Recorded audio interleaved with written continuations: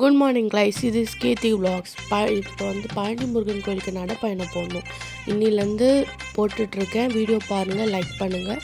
First நாங்கள் வந்து எக்மோர் கோயிலுக்கு போயிட்டு எக்மோருக்கு போயிட்டு அங்கே ட்ரெயின் எங்களுக்கு வந்து 11:15 ட்ரெயின். அதனால் இருந்துட்டு நாங்கள் எப்போவுமே சாப்பாடு கட்டிட்டு போயிடுவோம். அன்றைக்கி வந்து லெமன் சாதம், புளி சாதம், தக்காளி சாதம், உருளைக்கிழங்கு, புதினா துவையல் செஞ்சு எடுத்துகிட்டு வந்தோம்.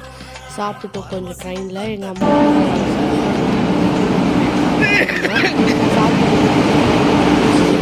ட்ரெயின் வந்தோடனே ஏறிட்டு நல்லா போய் உட்காந்தோம். ஜாலியாக ட்ரெயினில் எல்லாருமே போனோம், பேசிக்கிச்சு போனோம். ஒரு 5-6 பேர் போனோம். எப்போவுமே நாங்கள் 10-15 பேர் போவோம். இந்த வாட்டி எங்கள் அக்காலாம் வரல, கொஞ்சம் இஷ்யூஸ்னால வரல.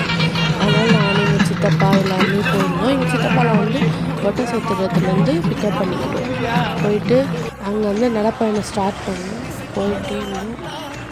நாங்கள் ஒட்டச்சத்திரத்துலேருந்து நடைப்பயணம் ஸ்டார்ட் பண்ணோம். பழனிக்கு போகிறதுக்கு நிறைய பேர் திண்டுக்கல்லேருந்து ஸ்டார்ட் பண்ணுவாங்க. நாங்கள் ஒட்டச்சத்திரத்துலேருந்து ஸ்டார்ட் பண்ணோம்.